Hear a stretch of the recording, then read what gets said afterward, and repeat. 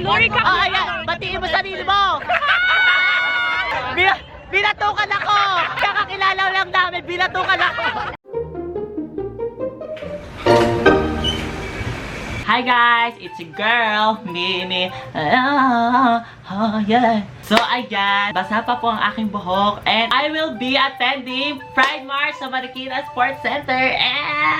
So, ano po ba ang ina-expect ko sa Pride March bilang ito po ay aking first time? Opo, una, gusto ko po mag-enjoy, opo, pero ito pong ulan na ito, opo, nakakabadip itong ulan na ito, oo, pero I think mag-enjoy pa rin kami, oo, kahit na umuulan kasi ulan ka lang, bading kami, bitch.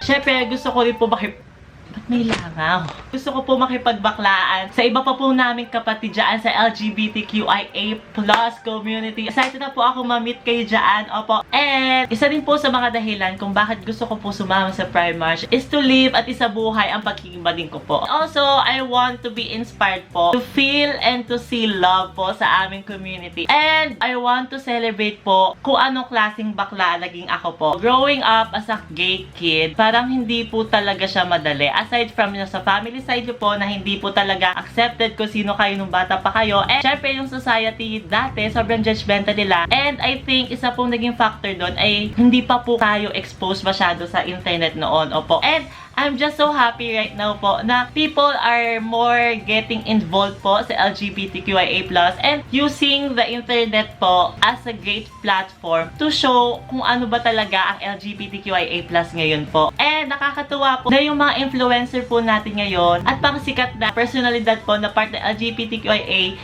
po ay nagpapalaganap na impormasyon at nagiging inspirasyon rin po sa iba po nating mga kapatid. Also po, parang nakakatuwa rin po na parang yung cartoon channels po are using their platform po to expose the LGBTQIA+ community at the younger generation. Tama ba? At the younger generation? O gaya ng mga cartoons na Adventure Time, opo, favorite ko po Adventure Time, Star versus the Forces of Evil, and yung favorite po ng kuya ko, The Legend of Korra. Sana pa po magpatuloy pa po ang mga cartoon channels in exposing and celebrating LGBTQIA+, opo, ayan. And to celebrate po the losing of my virginity sa Pride March. Losing of my virginity! Ano daw? I designed po an outfit for Pride March and first time ko po mag-skirt sa public. Like public event, opo. And I'm so happy na isi-celebrate ko ito sa Pride March. I believe po kasi and I want na sana this 2019, people will start to accept genderless clothing. Ayan. People can confidently wear anything they want and hindi po sila ma-judge. This is also part of my protest po for Pride March. Let clothes be genderless. Opo. Ito po ang aking sketch for Pride March. Opo. Wait lang po.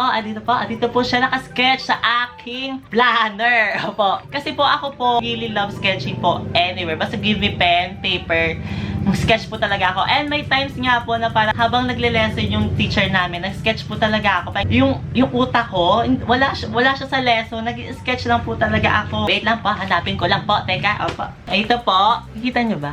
Ayan. Yung planner, binaboy na. Halatang walang plano sa buhay eh. Ayan. And since wala na po talaga akong time magtahe, opo, cause she is booked and busy, skirt! Ikinanta ko po ang kaibigan ko si Ima to make my dream come true. And nakakatuwa po dahil tinanggap niya po ito. Thank you, Ima. And excuse the fuck out of me. Binayaran ko po si Ima dito, opo. Support your friends, lalo na sa mga artist friends nyo, oo. And if you're someone na hindi nagpapahalaga sa art, get the fuck out of my face. Like, girl, pay your artist friends. Huwag kayong umasa sa libre. Nakakaloka kayo. Parang never ever ask for free art. That's disgusting. Disgusting! So, ito po ang nangyari sa aming first fitting. Opo, yay! Bakit ba parati kong ba't nga ganun ang mga vloggers? So, pag may transition, ginaganto niya. Ayoko na nun.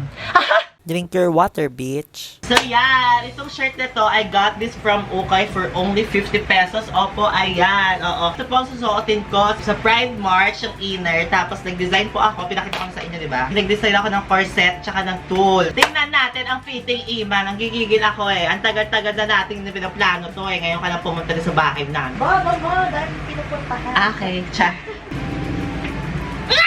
Uy, ang ganda! Tapos umulan daw sa Pride March. Ito ang aming skirt! Skirt! Wala pa siyang waistband. Gawa na, i-fit muna namin. Tapos isusukat namin kung ano ba talaga ang final na circumference. Yan, kasi tumaba na ako. Dati 12 lang ako.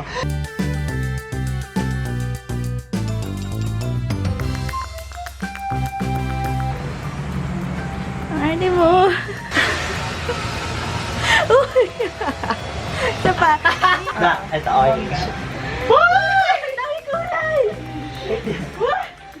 You is the best. So, ano ba talaga ang Pride March? Ayon po sa mmpride.org, opo, i-like niyo po ang kanilang page, facebook.com/mmpride.org. Pride is a protest po talaga. Pride means fight back. Pride is solidarity in action. Opo, so hindi lang po talaga siya gathering. It's like a gathering with a purpose, with a goal. So, excited na po ako sa Let's Go Pride March 2019! Is Guess who's excited?